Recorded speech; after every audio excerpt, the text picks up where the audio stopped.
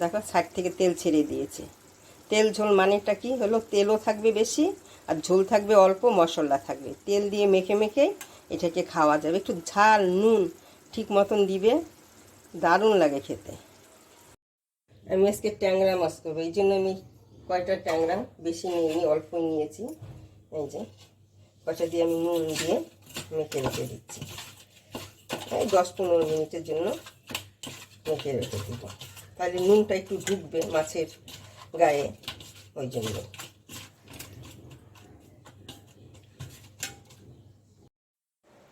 ট্যাংরা মাছের জন্য আমি একটা মশলা করছি। এই যে টমেটো, একটা মাঝারি আকারের টমেটো, কয়েকটা এই যে রসুন, এই যে হলো আদা, আর আমি দিয়ে দিচ্ছি এই যে ধনের গুঁড়ো। আমার অল্প মাছ, অল্পই মশলা দিব। জিরার গুঁড়ো, সব আমি একসঙ্গে মিক্সিতে পেস্ট করে নেব। আর দিচ্ছি এই যে 4টা কাঁচা লঙ্কা, সব একসঙ্গে পেস্ট হবে। এখন আমি এই ট্যাংরা মাছগুলোকে আমি দিয়ে দিচ্ছি।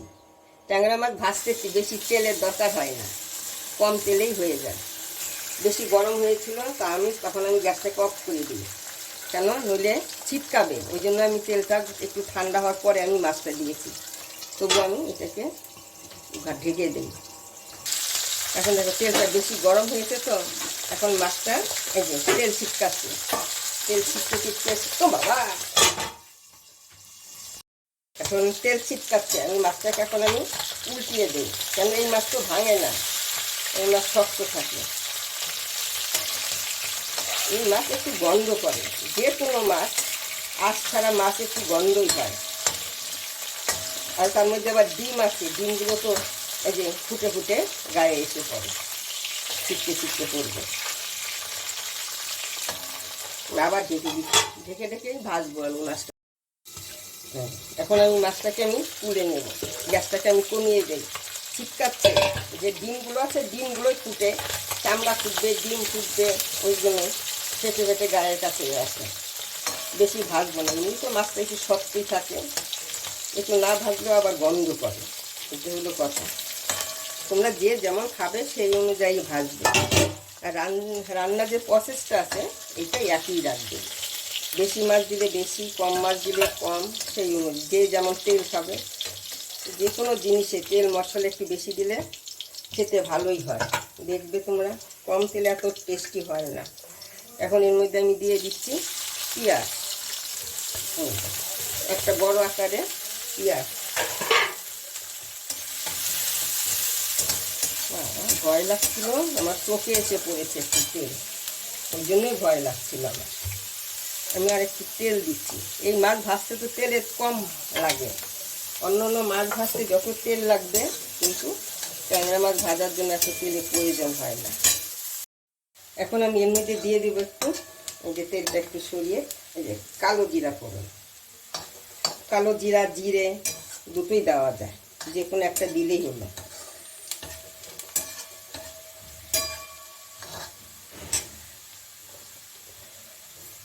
আর দিয়ে দিচ্ছে একটা ছোট তেজপাতা, চিড়ে দিয়েছি মাঝখানে, আধটা কালো ফালি করে দিয়ে দিয়েছি।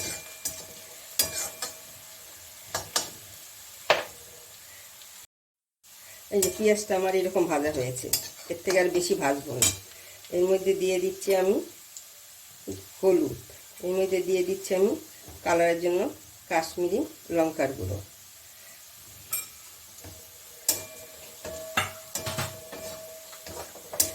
এখন এর মধ্যে আমি দিয়ে দিচ্ছি যে মশলাটা করেছিলাম, ওই মশলাটা দিয়ে দিলাম। আমার মাছ অল্প আছে, সেই অনুযায়ী আমি মশলা আমি খুব একটা বেশি দিইনি, তবে সেই তুলনামূলকভাবে একটু বেশি পড়েছে।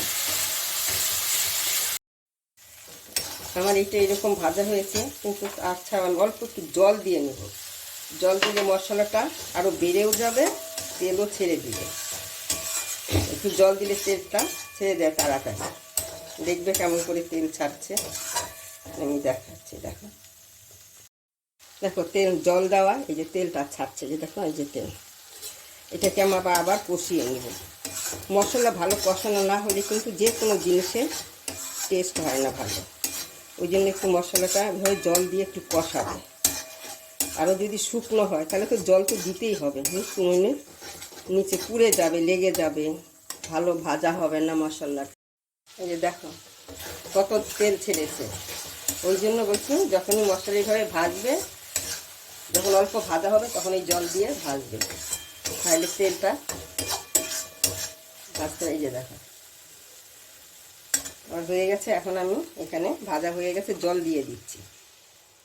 যে যেমন ঝোল খাবে সেই জন্য, খুব একটা বেশি ঝোল দেবে না, ট্যাংরা মাছের তো ঝাল ঝাল হবে না, ঝাল ঝোল কষানো কষানো হবে। আমি এত সময় নুন দিইনি, এখন আমি পরিমাণ মতো নুন দিচ্ছি। এখন আমি এই যে মাছটা যেন ভেজে রেখেছিলাম মাছটাও দিয়ে দিচ্ছি। মাছটা একটু আগে দেওয়াই ভালো, কারণ হলো তাহলে মাছটা একটু নরম হবে, মাছটা একটু ভিতরে এই মশলাগুলো ঢুকবে। একটু তেলের পরিমাণটা একটু বেশি দিতে হবে, তেল ঝোল তো মানে তেলটাই দিয়েই ঝোল হবে, ওই জন্য তেলটা একটু বেশিই দিতে হয়। এখন আমি একটু ঢেকে দেব। এখন এর মধ্যে আমি দিয়ে দিচ্ছি এই যে 3টা কাঁচা লঙ্কা। এখন আমি এর মধ্যে দিয়ে দিচ্ছি কয়েকটা ধনেপাতা। ধনেপাতা যত মিহি করে কাটবে এইভাবে দেবে তত না সেন্টটা ভালো আসে।